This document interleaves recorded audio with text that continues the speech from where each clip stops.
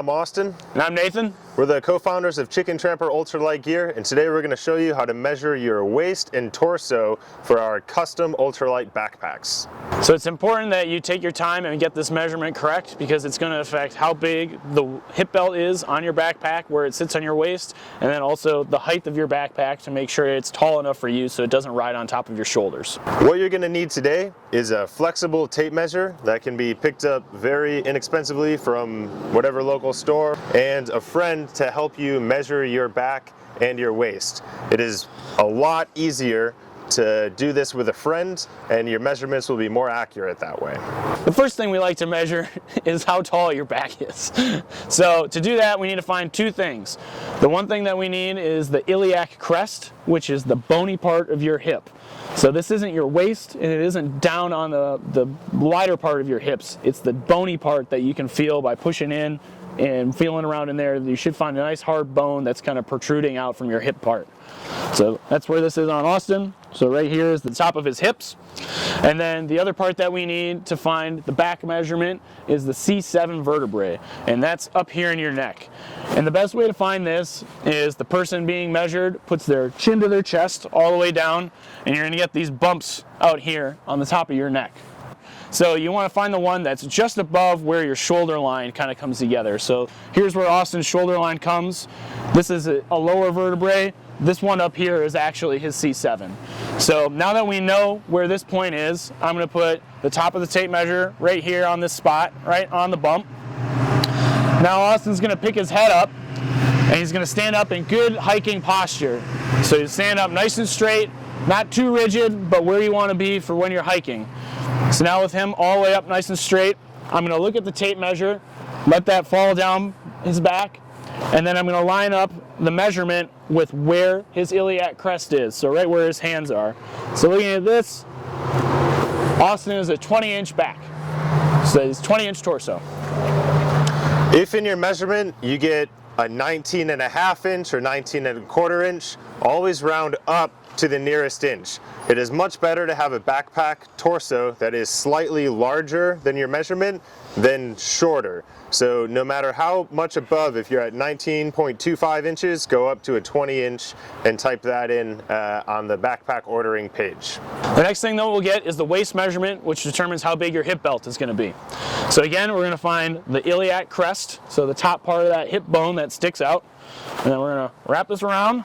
So an important note on this is that Austin's going to find his iliac crest, right? But we don't want to measure above it or below it, because those are going to be different measurements than right on the iliac crest itself, because it's not actually part of your waist and it's not actually part of your hips. And the way our hip belts ride, they ride above and below where that iliac crest is, so we want to know that center line measurement all the way around. A few things to note: you should do this with a single layer shirt on, not a bulky sweatshirt. And if your pants are inside this measurement, make sure you're wearing the pants you would use hiking. So whatever your hiking pants are, throw those on and measure with those. So yeah, so looking at Austin, I'll have Austin find his bones again just to make sure we're in the right spot. So right there, and so you can see by his fingers, I'm measuring right on the outside of that bone. I'm not slipping up above his hip bone to measure his waist, and I'm not coming down below to measure his hips. I'm measuring right on the outside of that bone. And so if we do this, we get 34 inches. So that'll be Austin. So just for an example, I'll ask Austin to move his fingers, and I'll slide this up and see if I had measured up here, just above his bone a little bit. Now I'm all the way down to 31.5. So that's too small. That's not what we want. And if I had dropped it down and we measured on his pants, now we're at 36. So you can see how much variability you get if you're not in the correct spot. So just on the outside of your hip bones. Cool. So now we want to go over some common mistakes you might make while measuring. If you don't lift your head up into proper hiking posture while measuring your torso, you're not going to get the right measurement. So if Austin turns sideways real quick, we'll be able to see, kind of get a rough measurement here. You can see all this curves around. With a flexible tape measure, that means you're going to have more distance going around this curve. So right now, if I measured it with Austin's head down, this would be like a 22-inch measurement. And now if Austin stands up straight, you can see that 22-inch measurement ends up way down below his waist, which is not what we want. And now we see that the 20-inch is in line with the correct measurement that we need. So again, standing up nice and straight and good hiking posture so you don't end up with that extra material going around the curve of your back.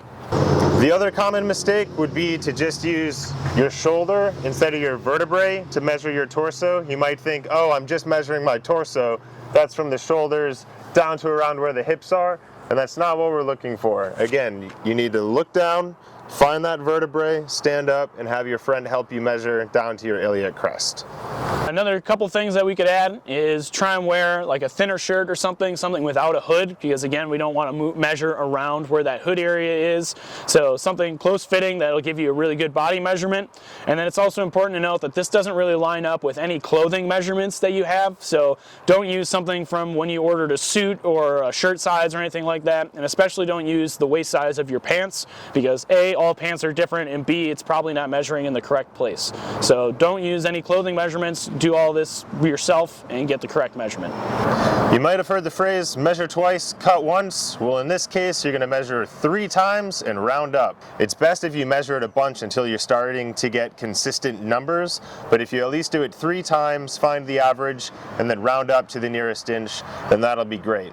And if you do have questions, please feel free to contact us, send us an email. It's always better to get this measurement nailed down than for us to have what you think is the measurement, cut it out, make your backpack, and then it doesn't fit, which is not what we want. So if any of this is confusing or you need anything cleared up, just don't hesitate to send us an email.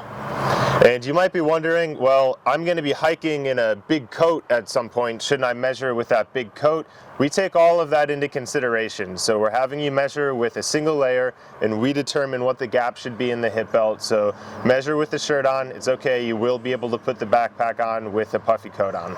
Thanks for being interested in a C-Tug frame backpack. Good luck measuring. Good luck picking out your colors. We know that's a hard part. And we look forward to building your backpack. Thanks.